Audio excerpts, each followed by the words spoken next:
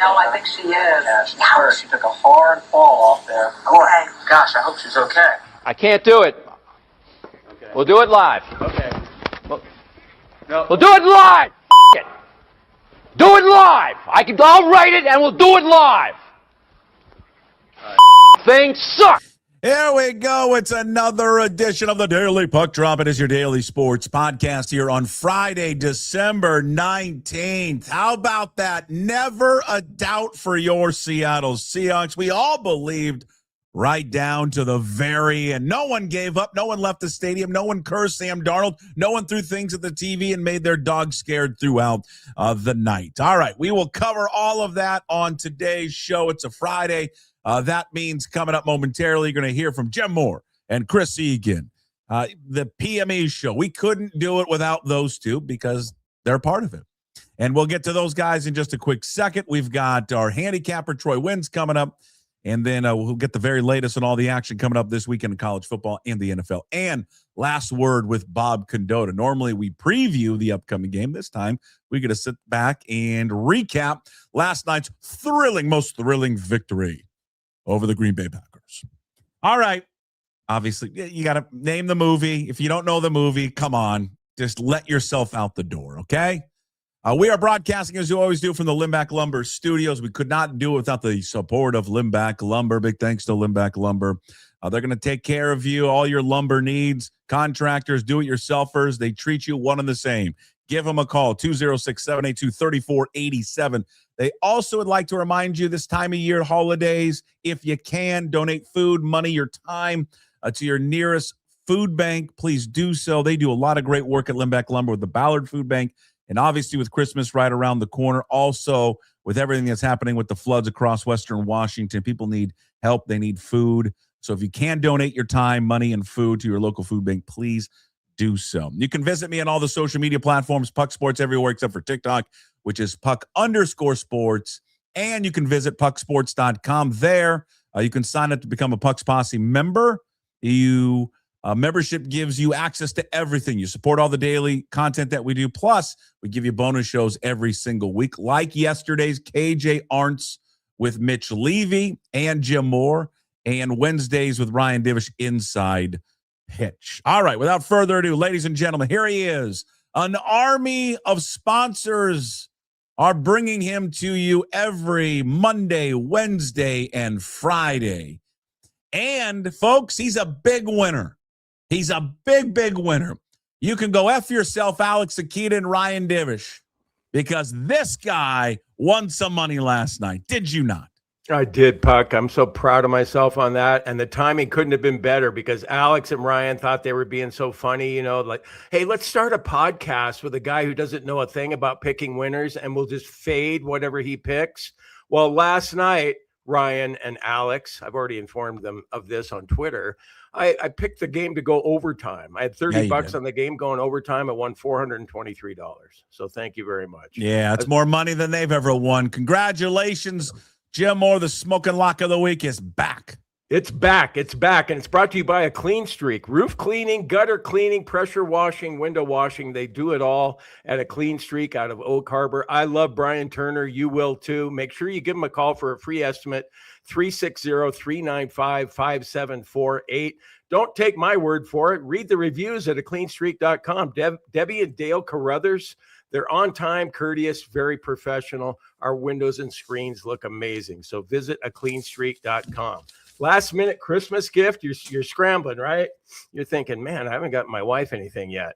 Get her a new car. Get her a pre-owned car at Brotherton Cadillac in Shoreline or Brotherton Cadillac, Brotherton Buick GMC in Renton, family-owned ownership. I mean, they're great. They're great there. You will love Brad Brotherton. Ask to meet Brad Brotherton. He'll shake your hand. He'll look you in the eye, and he'll give you a great deal. You can also visit brothertonauto.com and make sure you say go Cougs to Brad when you see him. Same thing goes for Matt Baker at the Angry Beaver in Greenwood. It's a great sports bar. You can go watch the Kraken lose every single game they play, I think. Didn't they lose again last night? They did. Did we know? Did the coach talk last night, or did he take any questions, or just questions from Bob Condotta at Kraken.com? I'm not sure. What Did happened you hear there? their reasoning? Did you hear them come out and they're like mea culpa about it? It was worse than not letting the guy talk. What was it? Oh, it just was. Well, we just kind of screwed up and we didn't. That shouldn't have happened. You have to go read sound. No. You got it. No, you got to go read it. It's just they're talking in circles. Sound of Hockey. From Condor? Was it from Condor? No, Sound of Hockey had it. They still haven't put out like anywhere officially on the Kraken website or just any official apology. Just lame. Lame Lane is what I call him. Lame Lane. All right. Yeah. Well, I've been following the team. I don't think it's Lambert's fault. I think it's just poor roster construction. It's always a lot of excuses, isn't it? I mean, we there's a lot of excuses with the team because it's either the coach or the management or somebody because they can never get it right. All right. Well, okay, then don't go to the Angry Beaver to watch the Kraken. No, go there. Go there and support. No, but don't go there to watch the Kraken. Go there and watch Alabama and Oklahoma tonight and all the college football playoff games tomorrow. And then on Monday, you can watch the Cougs in the famous Idaho Potato Bowl at noon. Can't wait. All right. That's it. That's all I got. I don't have a fourth sponsor. I've got 3, though, and I'm greatly appreciative to them and to all the listeners who are tuned in right now. How many do we have right now? How many people? We've got 1 million. We have 1,000,005 that are tuning in right now. They're all waiting for Chris Egan to jump on. It's official. We're underway on our Friday extravaganza. He's doing the President Trump dance, apparently. Puckett. Guess we know which way he leans, Jim. Yep. Jim Moore, Jason Puckett, happy Friday. Happy Friday, Chris. Why wouldn't you be happy? I feel like because I work at King 5, right, right next to T-Mobile, right next to Lumen Field, I get a vibe of the city of Seattle, and it felt like Mariner playoff fever last night. I mean, and here come the Seahawks. Here they come, steamrolling through the city of Seattle. The fans were out in big numbers last night before the game. After the game, they're chanting the old Seahawks. You had Chris Pratt. You had Marshawn Lynch. You had Cal Raleigh on the sidelines. And I do want to apologize to a great Washington State Cougar producer, Joel Knipp. I was over at the games for the first half. Joel is producing the 10 o'clock, 11 o'clock show. And you talk about how games can get intense. I think it was right after Darnold's second interception, Joel goes, have you had a chance to read the WNBA script yet? I'm like, I literally threw something at him. I'm like, God, no, I have not. I'm watching. We're going to probably scrap the WNBA script for tonight. I was actually, now this is just because I think it's funny. I was surprised that the Times actually put the Seahawks on there. I was hoping for maybe an update on the torrent. Well, the torrent didn't play yesterday, though. Is Sarah Spain going to be okay that the Seahawks are on the front page of the Seattle Times? Or is Sarah Spain going to be upset that we didn't get an update on the torrent? I'm excited because it seems like all's good again. I mean, it just felt like Lumen Field was back, guys. It was rocking last night. I know over the past few years, people are the 12 still. Oh, they're there in the place. What an environment! What a win!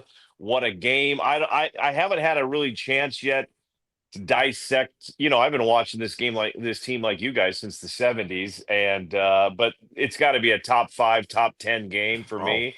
I mean, it just had everything. I literally, when you're putting together your sports show, I start with a minute 20 for my highlights. 15 seconds intro, minute 20 highlights. That quickly went to 130 to 140 to 2 minutes. To 2:30 to literally like, how much time do I have here to do these highlights? Because there were so many plays in that game last night. I mean, you could look at that Cooper Kupp catch in overtime. I mean, that getting both feet down. I mean, that was amazing to me. It was just a great night. Great night.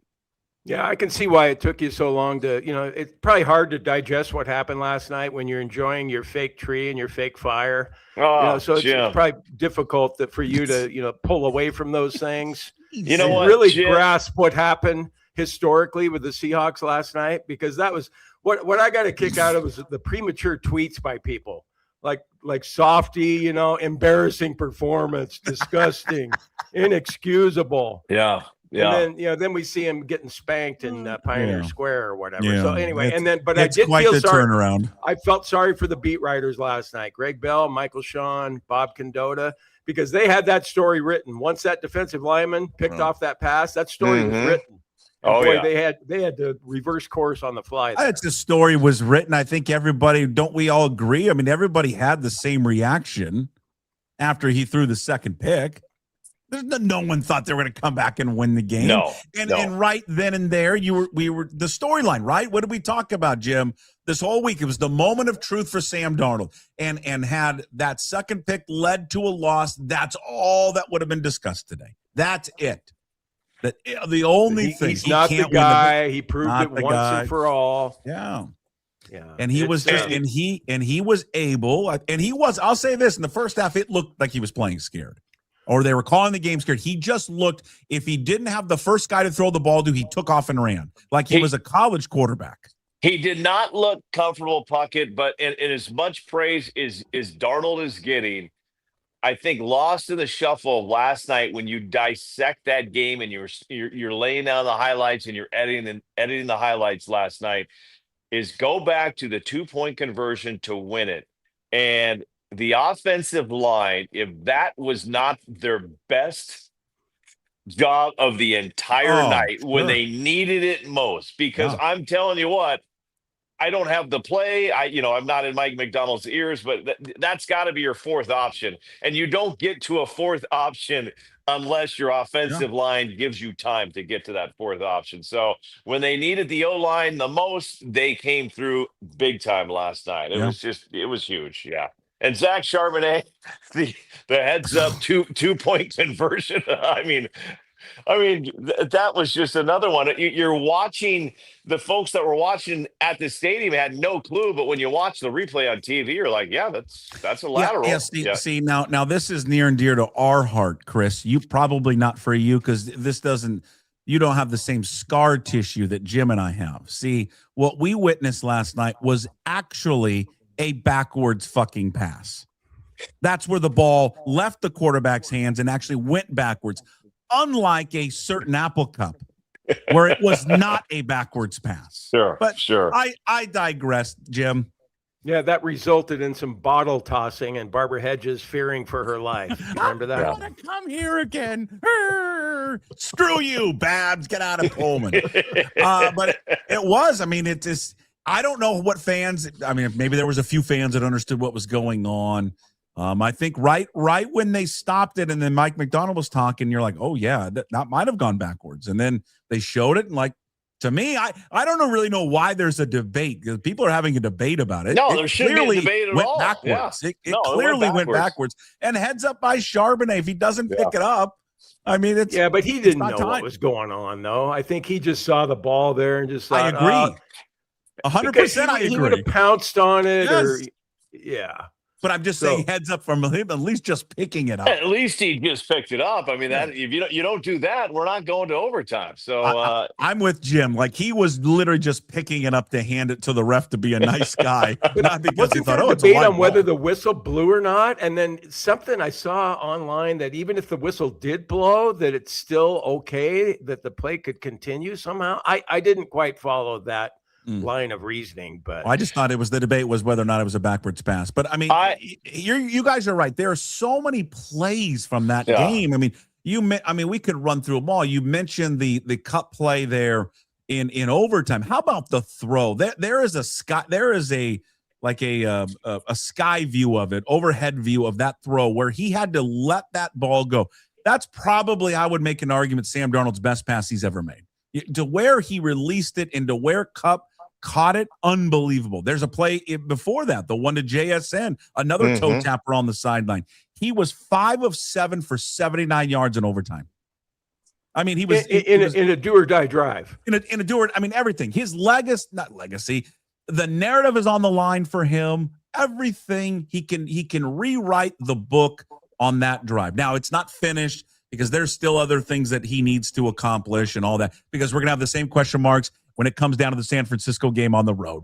Can he win it on the road with the division on the line? He's going to face the same questions when they get in the playoffs or if they can get to the NFC Championship game. But again, he needed to get past this one, and at least for a day, he answered it. And Buck, what I love is you're talking about the fans, the beat writers. You had people leaving the game last night. I could go back a few more weeks, and I believe I have a few emails, and we could look at a couple of tweets. Sure. Why the hell did we pick up this guy from the Saints? Is this guy ever going to do anything for us? Right. I mean, that punt return. That we're not talking about a victory unless the Seahawks get that punt return right there. I mean, that was the momentum shaker. That was the wake up Lumen Field, and that is two big special team plays in a row from the Seattle Seahawks team. So it's just if you don't have the punt return, we're not talking about a victory today. So pretty cool stuff there too. No, they were dead in the water. And at that point, did you have any faith in the Seahawks? I guess, they went 3 and out after the interception, the Rams did. Yeah. But did you, based on what the Rams were doing, the Rams basically dominated that game through 3 quarters. And, they were behind at times on the scoreboard, but boy, the time of possession, everything, all the first downs, moving the chains, the Rams had it all going for them. But that Seahawks defense, if we have any questions coming out of this game, it's like, was it just that Matt Stafford is so damn good that he's unstoppable? Well, no, because the Seahawks stopped him in LA and did a good job down there. But so what happened with the defense last night? But fortunately, they kicked in right when it mattered most. But they gave up 571 yards. I think you got to give a lot of credit to him. I mean, and McDonald did that, right, Chris? You got to give credit to the Rams and McVay. They weren't going to do what they did in the first game, and it's an explosive. It's the best offense in football. No, that's the great thing about football is every week's a different game. I mean, like this game couldn't be more different than the Colts game that we had Phillip Rivers. It couldn't be more different, but I think McVay and the Rams set the tone on that opening drive, going for it on fourth down, not once, but twice. And it's like, okay, here we go. We're going to get aggressive tonight. And that's exactly what they did. I mean, Stafford was gunning. Puka Nacua, 253 receiving yards. Are you kidding me? I mean, that he couldn't drop anything last night. So is he becoming the most unlikable player in the NFL? Because he has for me. It seems. I'll tell you that. Yeah, it seems like it. That's for sure. Lord. Yeah, and then meanwhile, I met Jackson Smith and Jigba's mom last night on the sidelines after hanging out with Chris Pratt, and oh my God, she was name dropper. I'm dropping names because JSN's mom was just a delight. She's got this Seahawks sequin suit on last night, and she's talking about how JSN just loves the Pacific Northwest, and then just could be more proud to have her son here, and he just loves the state of Washington. And she predicted it. She said my boy's going to catch a touchdown late. Sure enough, Mama was right because he caught a touchdown late, and Seahawks win. So I need to not follow Jim Moore's betting tips. I need to hook up with JSN's mom once in a while and see if she's got some tips for us. Well, you must have missed it, Egan. I bet on the game going overtime last night. I won $400. So you did. You did. I'm just getting that. I need to hook up with JSN's mom. I know. Jim, I need you to get that part. You got to watch what you say, Jim. Now, Puckett makes this an Instagram handle. Now the Seahawks won't even. I know. Well, you were describing her outfit, and you were describing her outfit, and you're like, I need to get with her. Is Melanie listening to this? Is she home? Is Melanie home? What's going on? It seemed like there was lust in your heart in those comments. Yeah, you're in a safe space. Are you guys okay? What's going on? Wife and I are doing perfect. Are you sure? Because people that talk about how great their marriage is and put it out on Instagram. I know. I'm not doing that. Are the ones that aren't the happiest. I'm not doing that. Did I put that out there anywhere? That no. You do it awful lot. Yeah. No. You okay? I'm doing good. I'm doing good. We're doing well. But we're happy for Sam Darnold. Puck, I know you were happy. I'm just thrilled. That was the best, the personal part of it, the storyline of the mental anguish that he went through, and for him to take at least one positive step toward that happening. So happy for him. And you're right. We'll see. We got to figure it out against San Francisco and in the playoffs, whether he could be that same guy in the fourth quarter and overtime. But at least it was a positive step. And you say San Francisco. I mean, let's celebrate this, but they still got to take care of business in Charlotte. I mean, the Carolina Panthers are not going to be easy on the road. And I know the Seahawks team's been great on the road this year, but That's not going to be an easy place to play. I've been to that stadium many times. It's going to be a different environment there for sure. I mean, the last two games they're not cakewalks. They're with two playoff teams. One, and Carolina's playing much better football. They got a big game this weekend against Tampa Bay, and then San Francisco, and you need to avenge that. So, yeah, they could still find themselves in a position where they drop down to what, number 5? Well, they could fall to 6 if they lose the final 2. They could fall to 6, yeah. Hell, think about this, though, and I thought about this all when they especially got down 16, and people are probably aware of this. Had they lost last night, there's a chance they missed the playoffs. Yeah, because Detroit could have run the table. Think about that. They would finish, 12-5 and miss the playoffs? Think how crazy that is. And you could have 3 NFC West teams 13-4. Is that correct? I mean, that's I think you could. I think all 3 could end up 13-4. Yeah. Which I think I would look at from a gambling perspective, and that's my favorite perspective. Of course, I would look at Carolina and the points in that game because it's going to be no matter however you size it up. Little trapper. It's not. What's that? Little trapper game. It's a sandwich game. It's in between the Rams and San Francisco. And granted, we all know that the Seahawks need to win. They're going on the road, though, and they'll have 10 days off. So you factor all that stuff in. But still, it can't match up to what happened last night. There's got to be a little come down, let down in the next game. We'll see. I mean, I'm wrong most of the time. So this is probably one of those times. Well, you were right last night, Jim. So I don't know about that, Chris, but just on overtime. But no, that is a trap game though. And the Rams lost at Carolina as 10-point favorites going in there a couple of weeks ago. Getting hot. It's getting hot in here, Jim. That fire behind me is just heating up. You guys you and Mel just kind of ever lay right in front of that thing? And you never have to feed that fire, do you? Just the same flame. No smoke in there. You know what, Jim? I'm looking outside and I'm seeing all my trees living and just pumping out oxygen. Right. You know what else, go-to guy? If you had the Rams plus the points last night, you still won. Good for them. Yeah, you could live bet them too. Getting 2.5, and I mean that thing was all over the place. So. We've covered. I mean the Darnold throw to Cup on the final drive. You mentioned the defensive stand that probably doesn't get enough attention after the second pick. The fact that they force him 3 and out. Shaheed, Chris, you brought up Shaheed and the impact that he's had on the team in the last few games, right? Didn't have a catch yesterday. I think only had 1 target. But before that, he's coming into the game with 9 catches, $141 in his last, 3 games, I believe, or 2 games.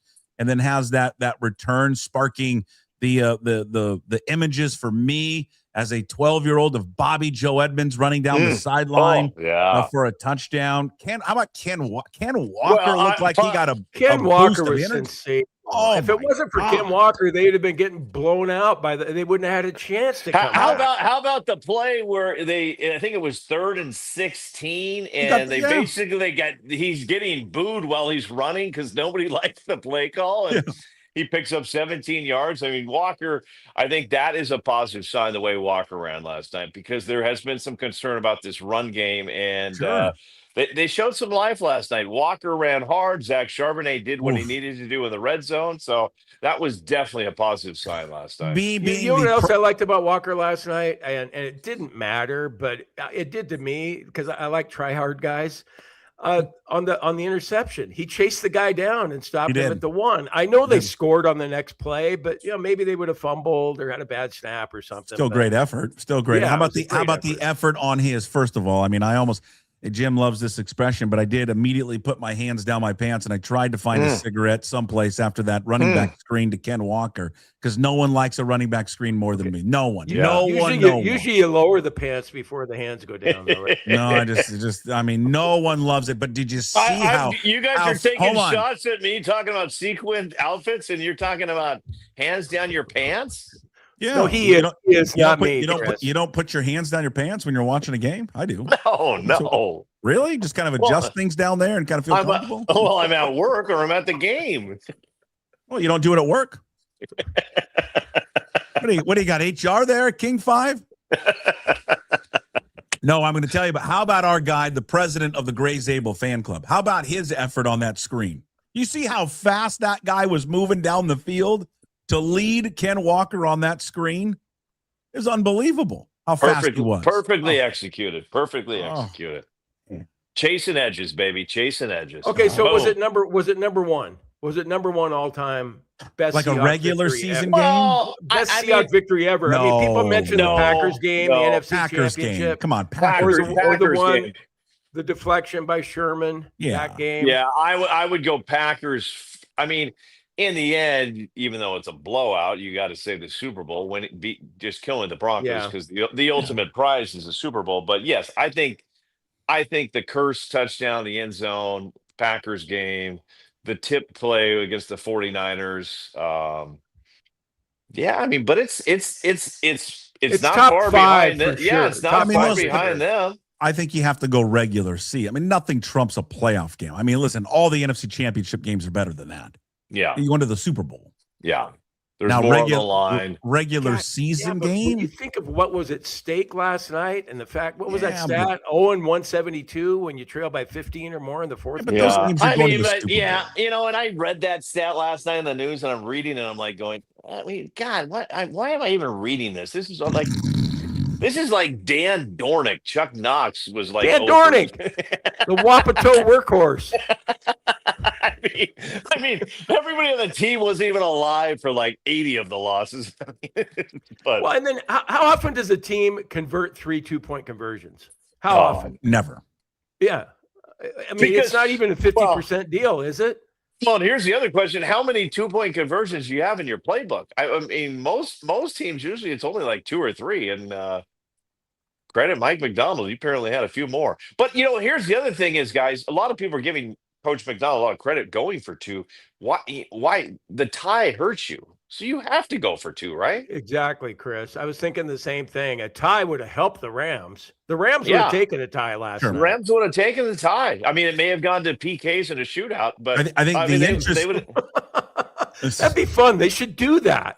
Just to have that'd be awesome. Just start at the 45-yard line for the kicker and then move it back to the 50, 55. And I loved, by the way, I love that he missed the field goal, but I do love that Rams kicker. I just love a guy that says, fuck it. I'm not going to get in shape because I'm a fucking kicker and I'm going to be slightly obese, and that's fine because that's the America that I like. Right, he hadn't missed a kick all year. Yeah, he didn't care. He's like, I don't care. I'm gonna roll out here. If I make it or miss it, doesn't matter. I'm gonna get a bucket of Popeyes after this. So doesn't matter to me. It was just so cool though, because you go into a game like that and there's all that pregame hype and it rarely lives up to it, but that one lived up to it and then some. Yeah.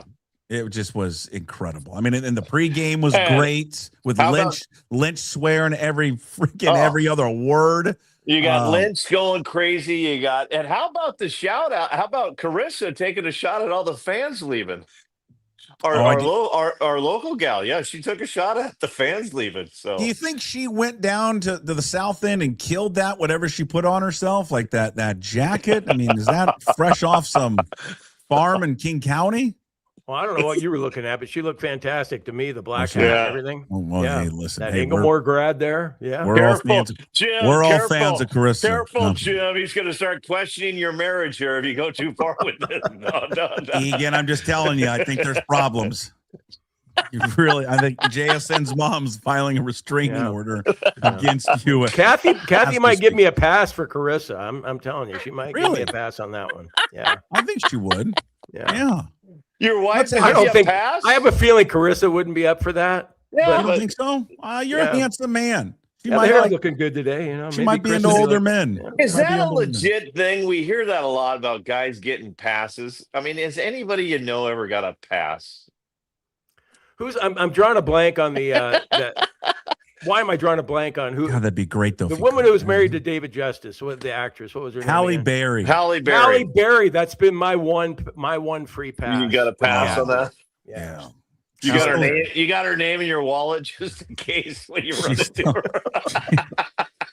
Maybe I should actually lower my standards where I might have a shot. Wouldn't it be great if you ran it? Greta from the Safeway or something. Wouldn't it be great if you ran into her someplace? Hey, Hallie, Jim Moore here. Go to Jim Moore, the go-to guy.substack.com. You know that you're my hall pass. I'll be nicer to you than David Justice was. Yeah. I promise. Oh my God. Oh my! I don't know for a regular season game. I don't know. Someone asked me that this morning. I remember. How could you top that with how far they were behind? I don't know. It wasn't for regular just early season. in the fourth quarter. It was 9 minutes to go when they still trailed by 6 games. Because Beastquake was a playoff game against the Saints, right? That was the first round playoff game. Beastquake. What year was it? 84. Hold on. What was 84? Hold on, I'm trying to think because I'm trying to think of the game that I remember being the loudest was the Mark Wilson Raiders game where that's where they made the rule where you couldn't make noise when the team was on offense. Was that 84? I just remember that game. I'm probably, what am I, 9?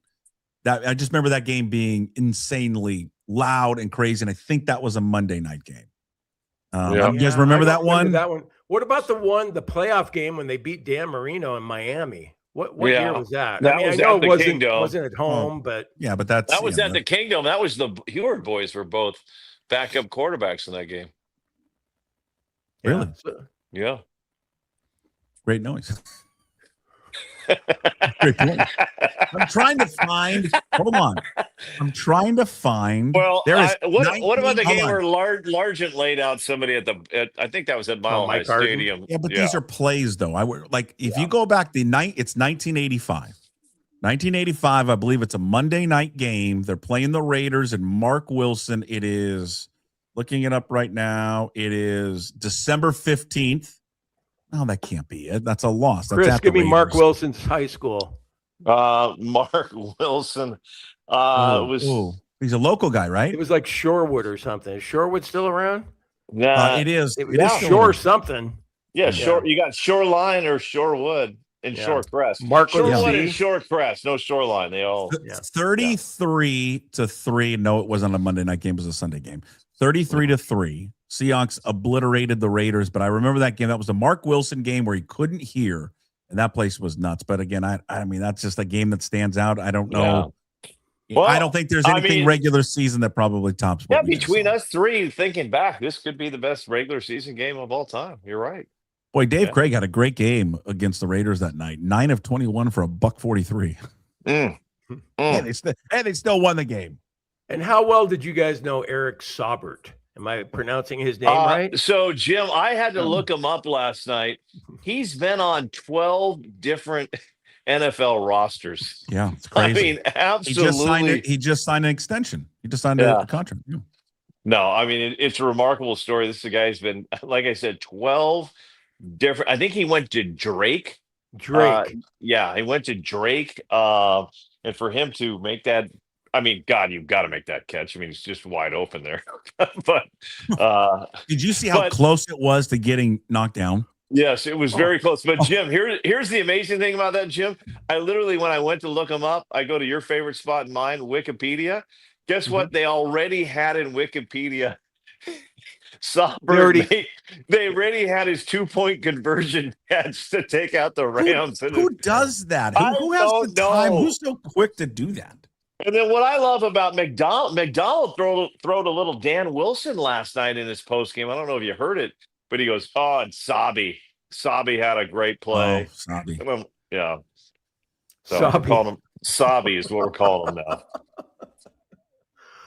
Yeah, it was Jim, you said it earlier. We've talked about it a lot. You kind of wrote about it. I'm just so happy for him. I'm just so happy for number 14 because he just seems like a good guy.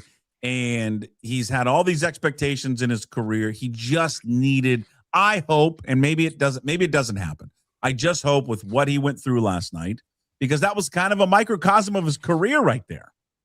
You know, the turnovers, the kind of looking lost.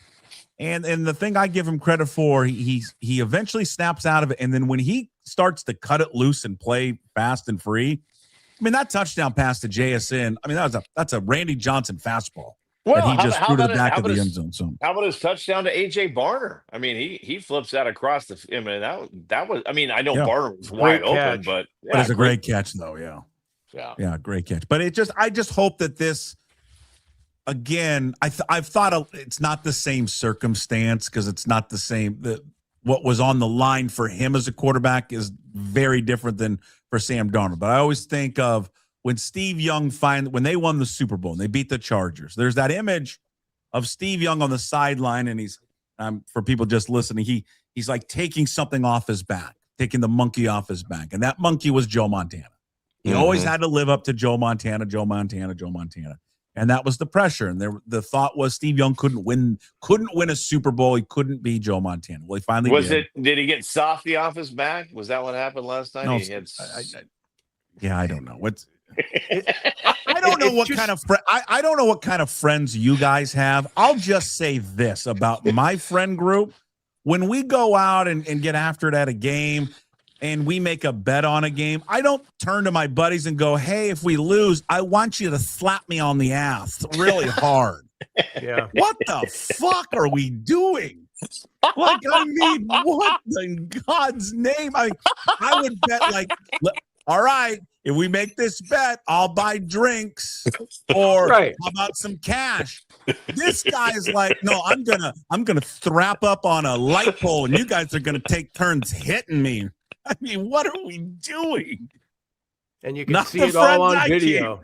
Yeah. Jesus. But we still love the guy, don't we? Oh, we love him. But if you need to announce something to the world, Softy, just go ahead and do it. It's okay. It's 2025. You're allowed to be anybody you want to be nowadays. God. Oh come on, guys. Everybody just line up and take your turns. Oh, my. Jeez.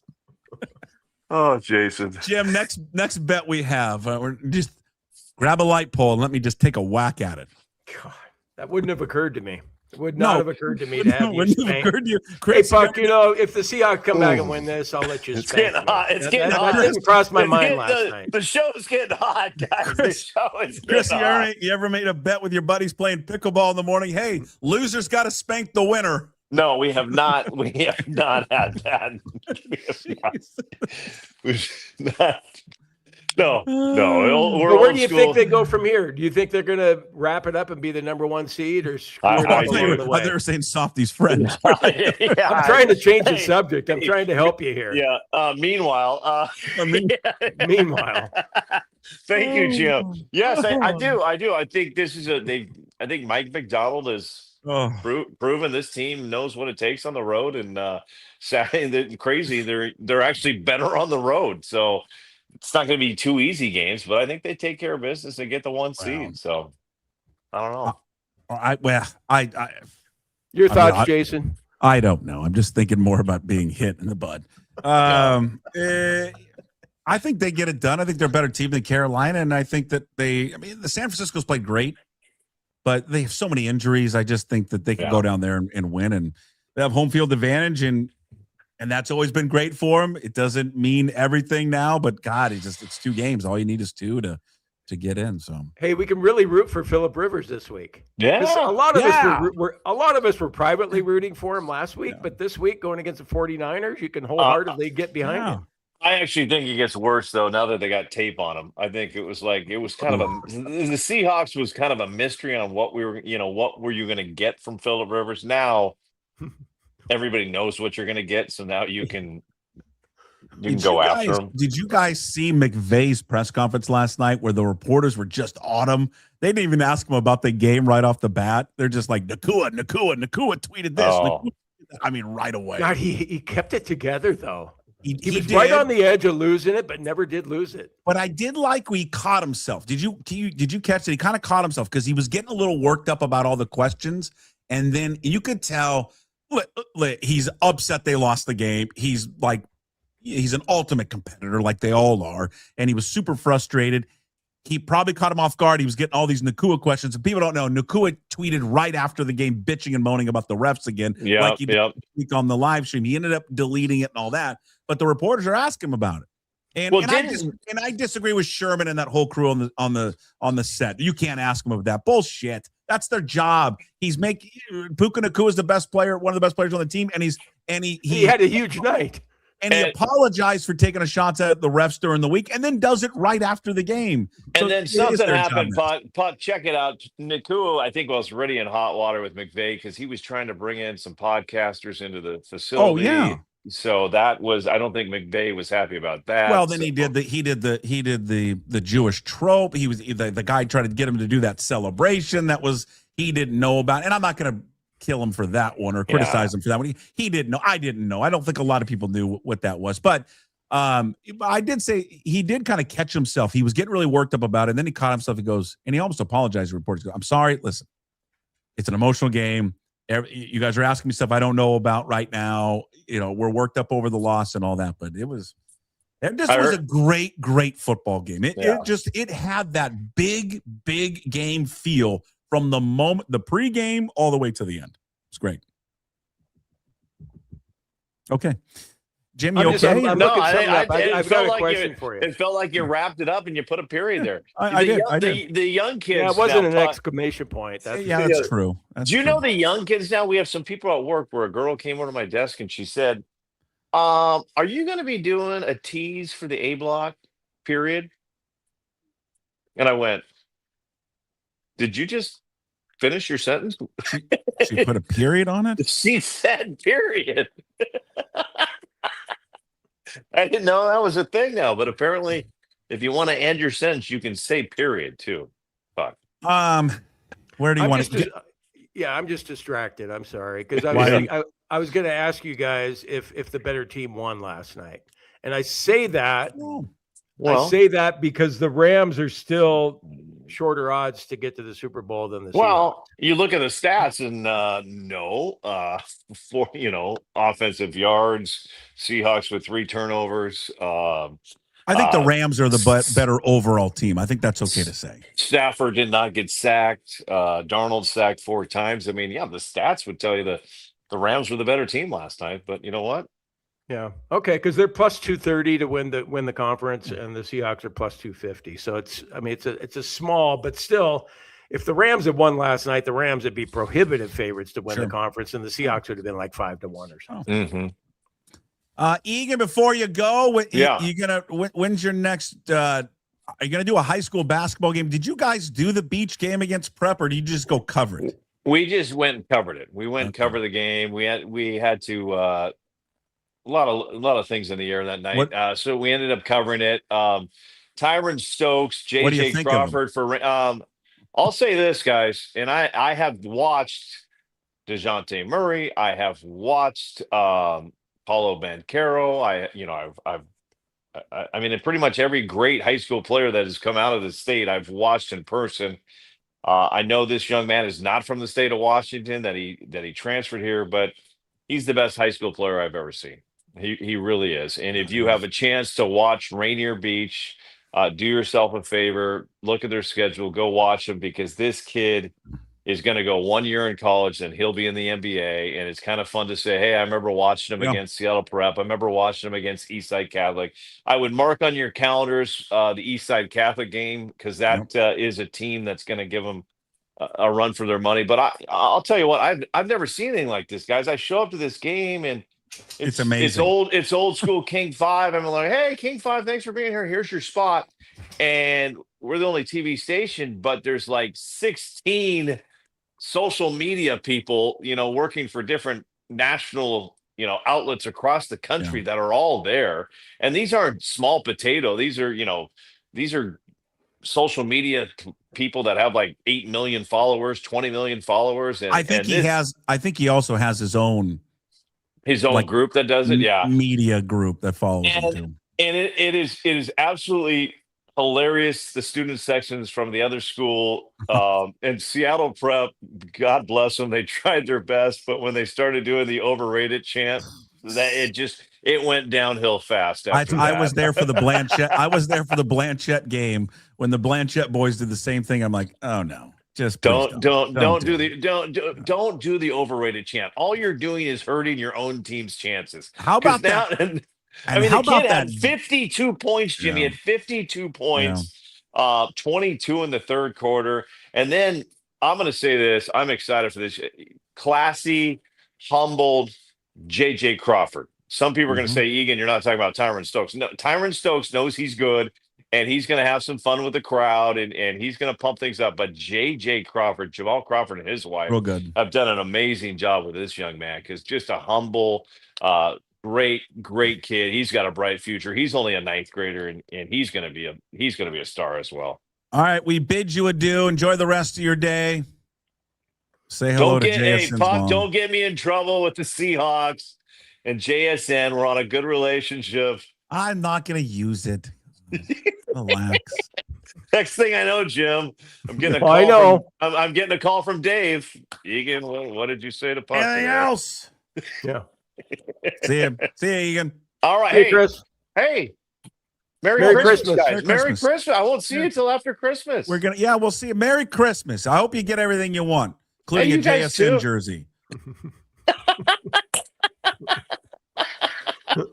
All right. Love you, Egan. All right. Bye-bye. Chris Egan with us. All right. Every Friday with us. You're not going to wait till you see where Troy Wins is. At a casino. You think you got a good spot where you're at? Palm trees? Are there palm trees? Yes, there are. It's our handicapper, Troy Wins, TroyWins.com. Where are you at? You got palm trees, a pool, and sunny skies behind you. Palm Springs, fellas. Palm Springs. Palm Springs for the week. Can't beat it. Do you ever get sick of your life, Troy? Man, it's the life of a gambler, Jim. I've told you should have gotten into this profession a long time ago. I told you. I got into the amateur side of it a long time ago. It hasn't worked out so well on that side of things. God, does that not look like heaven? I mean, blue skies. It's, what is it, 70-ish? It's about 80 today. It's funny because we got lucky this week. It drops into like the low 60s and 50s next week. So I got kind of lucky this week, no doubt. No doubt. What time's your tea time? Not playing. I'm actually down here with the wife. So unfortunately, golf was not on it. I'll be back in about a month to play golf. Why can't she just go to a spa day and you can go play golf? That's true. That might. Does she know how much you wager, Troy? Yeah. No. Does she know what you do? No. Does she think you work in insurance, Troy? What is exactly. it? Exactly. All right. What's the first cocktail? I've been going skinny margaritas, guys. Skinny margaritas. I hate to use the word skinny, but yeah, fresh lime and tequila with the tahini rim. It's perfect. It's perfect. Yeah. How many have you had already? What is it? 1048? Believe it or not, I did none so far, but I had about 13 yesterday. So 13? Yeah. Yes. How hungover are you? Well, you got sunglasses pretty bad, on. Especially the fact I had the Rams, but guys, yesterday I got them before they were plus 1.5. So I had the Rams at even money. So that pissed me off last night. I had them before that line flopped. Did you hear about Jim's big win yesterday? No. Who did Jimmy have? I bet the game would go overtime, Troy. And really? I know it's a sucker bet, and usually it's around 8-1, but DraftKings had it at 13-1, so I went $20 at 13-1 and $11 for some reason when it was 12-1. Yeah, so I won $400. Nice bet. Bet. I like that. That's a great bet. Nice job, Jim. JimWins.com. I've been telling you. Thank you, Troy. It's coming soon. It's coming soon. I don't think I can challenge Troy. I actually did want to ask you guys. You actually know what you're doing. I did want to ask you guys, the Cougs have any shot, or they got guys in the portal? Because I liked Utah State a lot in that game, and I go, I better ask Puck and Jim before I take Utah State. But just seems like the Cougs get I would take Utah State. Yeah, I didn't like seeing the Voorhees went into the transfer portal, and he's not going to play. Yeah. Okay. What's the line? I don't even know. Utah State minus 2.5. Potato Bowl on Monday. Take the Aggies. Okay. Unfortunately. You think? Well, Utah State probably has lost some guys too. Yeah, maybe, but I guess I'm not really following them. But yeah, I don't know. You lose Voorhees. Voorhees is their best running back. Yeah, we got Woods though. Can he step in? Yeah, I guess he can. All right, let's get to the games, Troy. We got college football tonight. Let's start off there. Alabama taking on Oklahoma. It's a rematch. It's in Norman. Sooners favored by 1.5. Yeah, this one did the same thing as the Seahawks. Alabama opened up as a 1.5 favorite. Now they're a 1.5 dog. Give me Alabama on the money line. I just think Oklahoma beat them on the road earlier this year, and I get that plays a big factor. But as much as I can't stand the guy, Kalen DeBoer is a good coach. He's been in the playoffs before. Give me Alabama here in this spot tonight, guys. Okay. John Mateer, though, Troy. I know. Johnny Football. Do you guys root against him, or are you rooting for him? No, I don't. I root for him, yes. Yeah, I root for him. All right, Texas A&M, they're giving 3 to Miami. That's a tough one to figure out, Troy.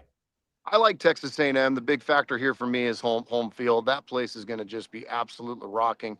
I think Elko's a great coach. Give me Texas A&M minus the points at home. Okay. Oregon, huge favorites over James Madison and Eugene coming up tomorrow, 20.5. Yeah, I'm actually shocked, guys, that this is even 20.5. I just think JMU, who they played throughout the course of the year, Oregon is going to just destroy these guys. I like Oregon in a big, big way. 52-17. Give me the Ducks. Yep. Tulane and Ole Miss earlier this year, these two teams met, and Ole Miss just clobbered them. But Tulane's getting 17.5 in this one. Yeah, I went back and forth on this one, but Tulane just got better as the season went. Ole Miss, obviously, they're going to be playing with the chip with the Lane Kiffin stuff, but I'm going to take 17 and a hook with Tulane in this game. I just think Summerall's going to keep them in this thing. Like I said, Tulane's improved throughout the year. I think they hang within the number, 31-24. I think Ole Miss wins, but I'll take 17 and a hook here. All right, let's go over to the NFL. The Patriots, good game at Baltimore. New England playing great football. Baltimore trying to get in the playoffs, and New England getting 3. Who do you like? I was surprised they were getting 3, so I'm going with the Patriots. I just think they're the better rounded team. They're going to be pissed off after that collapse against Buffalo last week. I think that, like I said, much better team. May's the better quarterback right now. Give me the Patriots or plus the points. Okay. All right, Troy, I take it you don't like the NFL schedule this week because you only have that one game. We didn't have the Seahawks game, and yeah, it's not much. No, we've lost his audio. We always lose his audio. You ever noticed that? It's every time. And it's not that he's in Phoenix or no, where is he at? Palm Springs, but we always lose his audio for some reason. Can you hear us, Troy? Yeah, we lost it. What were you going to ask him? Well, I just was curious why you only had one NFL game. Yeah, I just don't think the schedule is all that good there in the NFL. I think he's right. I mean, you got the Seahawks game that you were going to pick, and then I think just all the college football games. And the JMU one, I just think that Oregon game is going to be even worse. I mean, I think Oregon is just going to murder them. I mean, we watched them play. Why is the line only 20.5 though? I don't know. I'm not sure. Yeah, I mean, I'm with you. I really want James Madison and Tulane to, if they don't win, at least be competitive. Because I don't think that's going to be a good sign for us and the new Pac-12 if they don't do well. Whatever. There's always going to be blowouts. All right, I think we got him back. All right, Troy, what's your lock of the week? Yeah, sorry, guys. The audio went out there. My lock of the week is the Ducks, guys. I cannot get around this number. I mean, you guys watched – I don't know if you guys watched the bowl game the other night. Troy played JMU close in that conference championship game, and they were so hard to watch. It was just bad football. Give me the Ducks in a big, big way on Saturday. I just think, that's a tough travel. You're traveling into Eugene. If you have, teams like JMU, they haven't played in those type of environments throughout the course of the year. You got to prep for that. Give me the Ducks in a big way. 52-17. Oregon's my lock of the week. All right, Jim Moore, you're coming off a doozy of a pick. You took Boise State last week, plus the points. It was close. You almost covered against Washington in the L.A. Bowl. Who are you taking this week? I'm going to go with Justin Herbert and the Chargers getting 2.5 against the Cowboys in Dallas. I just think you give points to a 9-4 team against a 6-7-1 team. I don't care if they're playing at home. I'm going to go with the Chargers and take the 2.5. 2.5 at Dallas? At Dallas. Okay. All right. Good luck to you. I'm going to take, last week I had the under of the Colts Seahawks. They covered that easily. It was 18-16. The line was 40, or the total was 42.5. I am going to go to the Brawl of the Wild 2, ladies and gentlemen. It's the game of the weekend. Everyone's going to be watching the college football playoffs. People are going to be watching the NFL, all of that. Montana State 12-2 on the year. Victory over Montana in the first meeting of the regular season in Missoula, 31-28. The rematch is in Bozeman.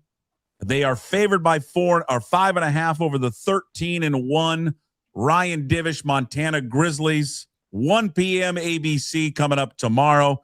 Give me the Grizz plus 5.5 on the road in Los Angeles. I'll go you $50 on that, and I'll take Montana State just You're because Divish was a dick to me. Okay, you're on. $50. He thought he was so funny. Yeah, everybody should fade Jim. Okay, well, $50 miserable tomorrow. The Grizz. Go Bobcats. Brett Vegan. Let's go. Let's go. All right, Troy. Enjoy the rest of your stay in Palm Springs. Thanks, Don't guys. work too hard. Okay. I'll try not to, and go Crimson Tide tonight. That's where the money's at tonight. Crimson Tide. All right. There he is. Good luck, Troy. Thanks, guys. TroyWins.com for all of your gambling handicap needs. If you listen to Troy, maybe one day you can spend a week in Palm Springs in the sunshine, right by a pool, instead of in miserable 42-degree, cloudy, rainy Washington State. I'd like to be there. Troy wins, keeping his wife in the dark on what he's doing. I love Hey, honey, that. what do you do for a living? I sell insurance. Do you? I love being married to somebody who gambles as much as I do, and she doesn't care. Like if I get low in my gambling account, she's like, "Well, you need to restock it then." Yeah. I'm like, "Okay, honey, I'll do that." Yeah. All right. Well, say. Is that it? All right. You going to Condotta now, or what the hell is going on? We're going to do a little Condotta. We'll do a little Condotta action, then we'll get out of here. Okay. Little Bobby C to wrap up the week. Great game, just fun. God, that was fun as hell last night. Fun as hell. Can you put him on just so I can see if he's got a hoodie on? No, I can't because we recorded him earlier. Okay. All right, Puck. Have a good weekend. You have a wonderful weekend. We'll see you. Abbreviated shows next week. We'll probably do one Monday, Tuesday, and then we're done. Oh, okay. For the Taking week. some time off. All well, right. It's Christmas. Yeah, it's true. Christmas isn't until Thursday. You could do a Christmas Eve show, if you wanted. Well, I talked to my boss. They said it's okay to take some time off. So yeah, you do that. You deserve it, man. All right. We'll talk to you Monday. Okay, Puck. Go Cougs. Go Cougs. There he is, Jim Moore with us Monday, Wednesdays, and Fridays, brought to you by Clean Streak, Bright Owl Lighting, Brotherton Cadillac, and also the Angry Beaver. Time for the last word with Bob Condotta on the Seattle Seahawks. Normally, we preview the upcoming game. This week's show, we recap the game. All brought to you by Georgetown Brewery. Drink Georgetown Tavern Beer, your new locally brewed domestic-style lager. 4.2% alcohol. Cheap, good, local. Prepare well, your team is probably going to play well. You're not always going to win, but they're going to play hard, and they're going to go out there and give good performance. You can live with that. Today we're going to talk about our next opponent.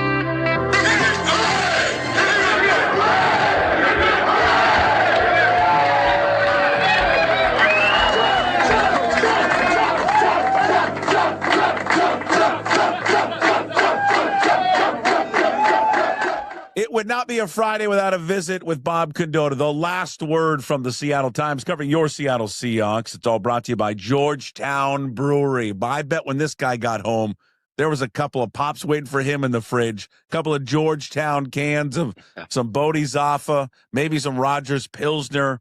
It's just an unbelievable game last night. Bob Condotta, you've seen a lot of games in your time. You've covered a lot of great games from the Seahawks to the Huskies, Mariners. Boy, that one's got to be right up there.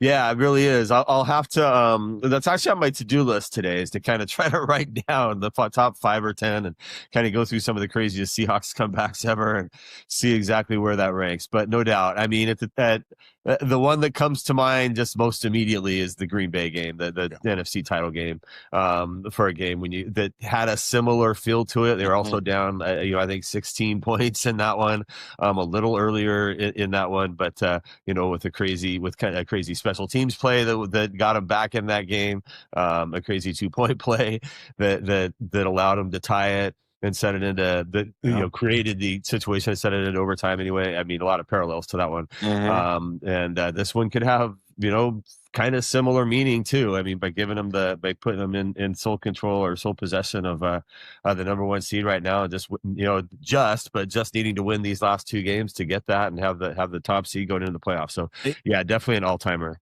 It is a great parallel with the Packers game. I'm thinking back as you're just talking, that crazy 2-point conversion in the Packers game.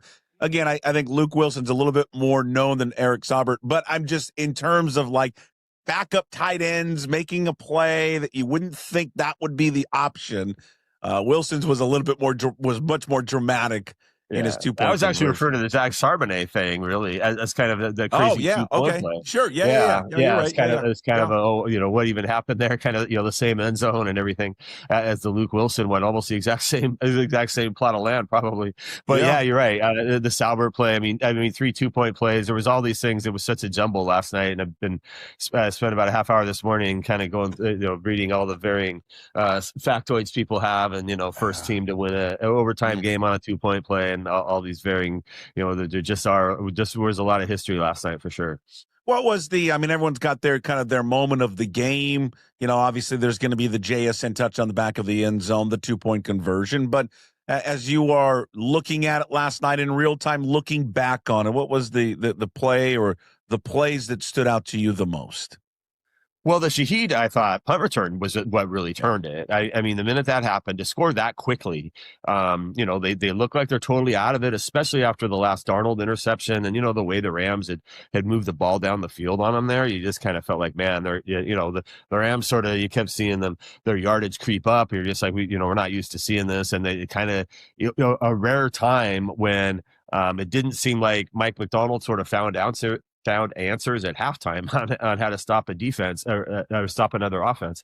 We've seen a few times offenses move against them, then usually they could put the clamps on them and they come back. It just didn't seem like that was going to happen. And then when the interception happens at the goal line, you just think, this game's over. The Rams are going to get a couple first downs here, and that'll be that. And but the defense, to its credit, stopped them there. And then the Shaheed punt return, I thought, just really turned the game. And then getting the 2-pointer after that too, I thought that was really critical too. That the 2-pointer that to Cooper Kupp, right?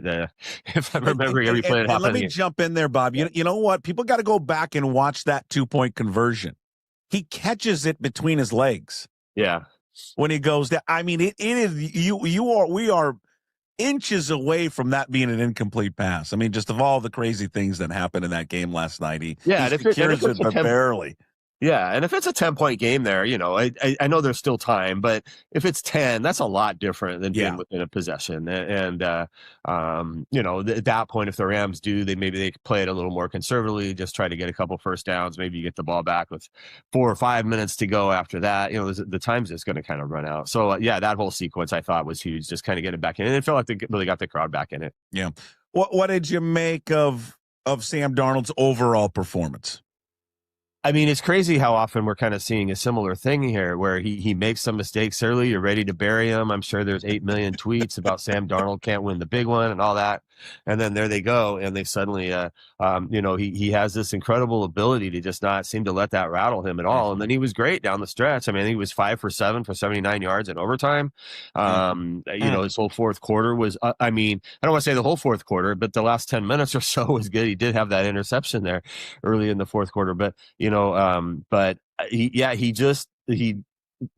at some point, maybe we just kind of have to believe that that's Sam. And I know that's basically exactly what Mike McDonald said afterward, was that Sam, that it doesn't seem to rattle him, for as much as you would think that might, having throwing some picks like that. And, I'll admit, I don't have a choice but to start writing some stories while the game's going on. And I kind of had the paragraphs written already about, it reiterated all the criticism of Sam Darnold and all that kind of stuff, and then he kind of shook it off and was able to make some really big plays down the end. And, that last 2-point play, for the talk that Darnold, you can rattle him or whatever, they certainly didn't there. I mean, as everybody's kind of pointed out, you watch that play, it really took patience for him to wait and wait for the right guy to come open. And then he threw a perfect pass there. Yeah, it's going to be real interesting to watch where he goes from here, because, I think a lot of people have talked about getting over this hump. He's got to pass a first test. And now this certainly doesn't answer all the questions about Sam Darnold and whether or not he can win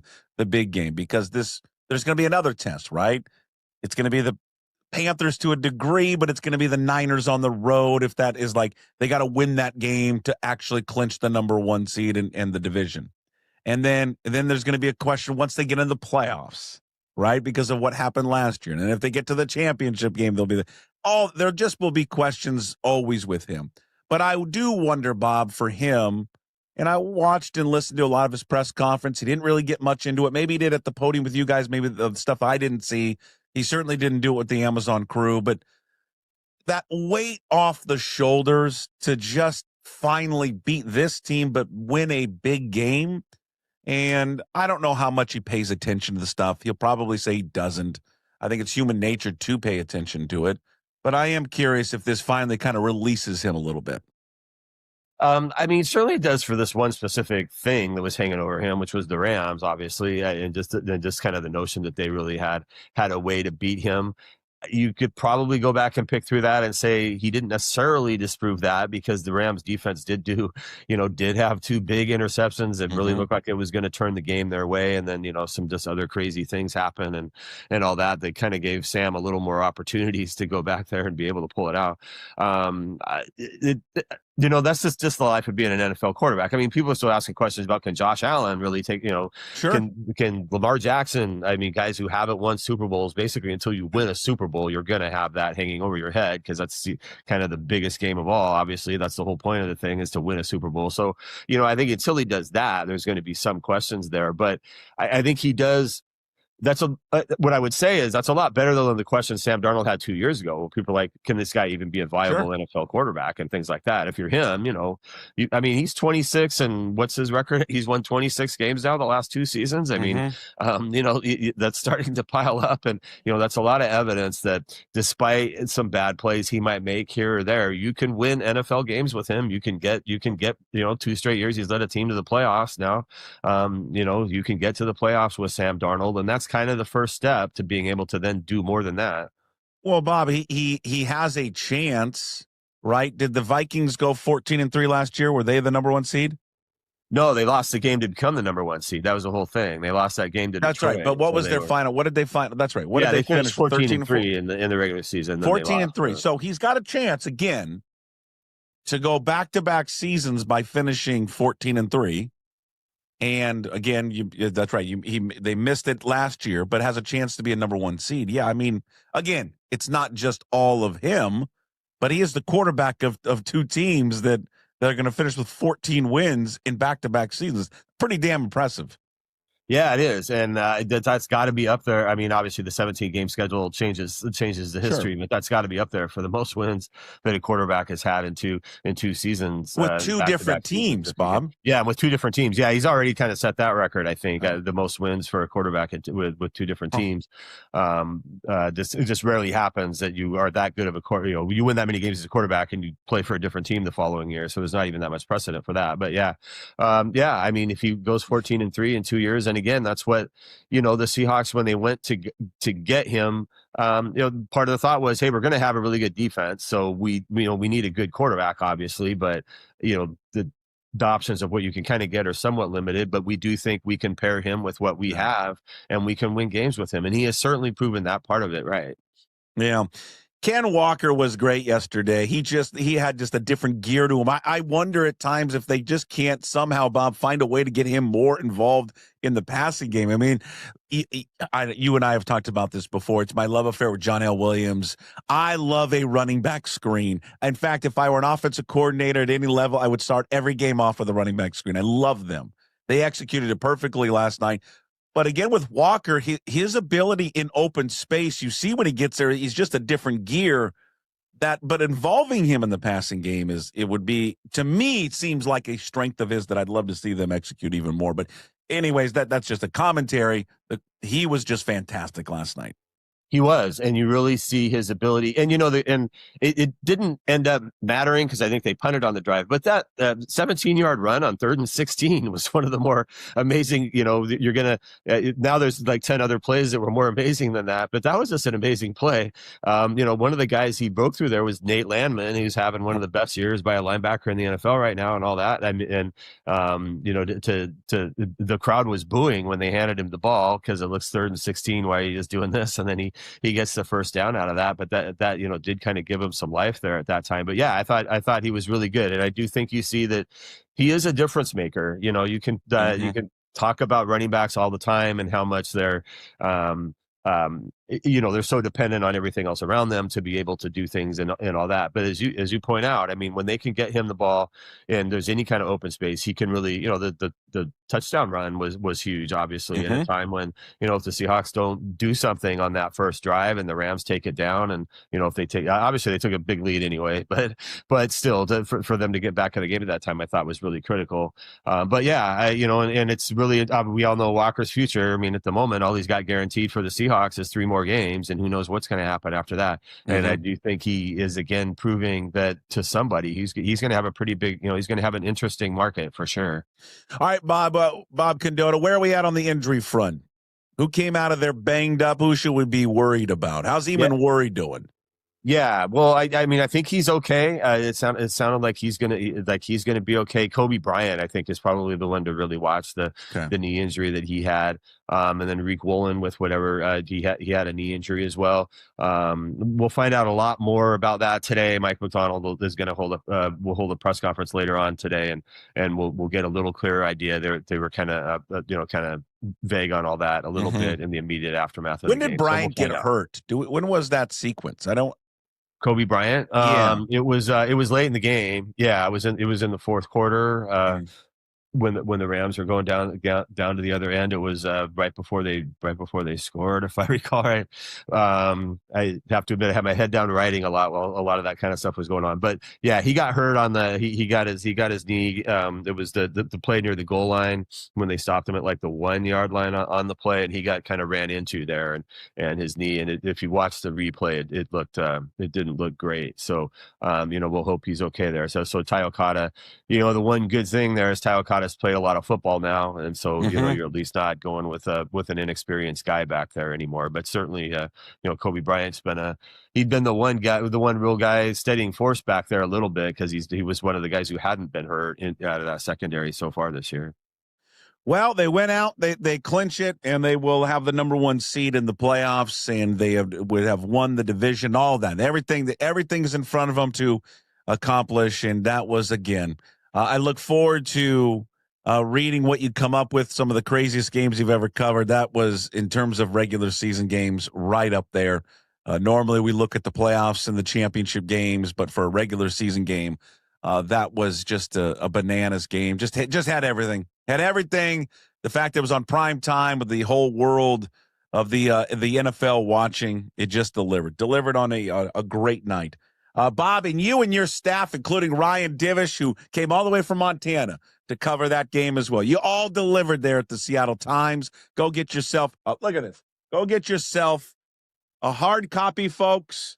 That's what you younger people watching, this is what a newspaper looks and feels like. Okay, you can get it in your hand, like the smell of it. God, I love the smell of it. You get your fingertips a little dirty, and then you can just haggle over trying to open it up and fold the said paper. It's always a fun game, especially when you're our age. If you don't want a paper, you can always get SeattleTimes.com. They can do it that way as well. Bob, you're great. Thank you so much. Appreciate it. We'll see you next week. Well, you know what? Yeah. We may not see you next week because of the holidays.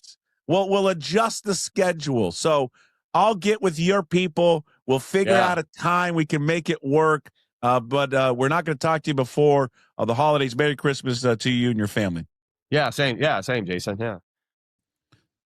There he is, Bob Condotta, the Seattle Times, the last word.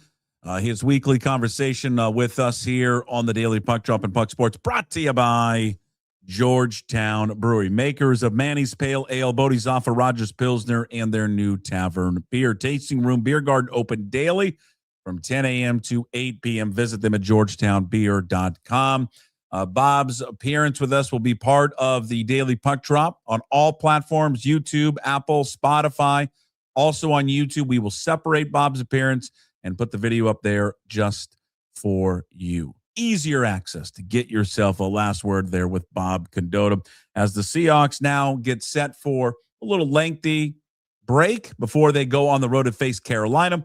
Then they finish up the regular season there at San Francisco, trying to clinch yet another NFC West division title and the number 1 seed there in the playoffs. On this day, December 19th, we'll get that. And then, hey, what the puck? 1843. Yes, we're going all the way back to 1843. You've probably, excuse me, picked the wrong time to stop smoking.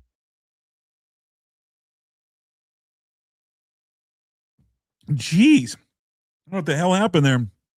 1843. I'm having choking on my own water. The best part is when we put this up later, we can take all of it out. Goodness gracious. God. All right. I hope you all enjoyed that one. God, Lord.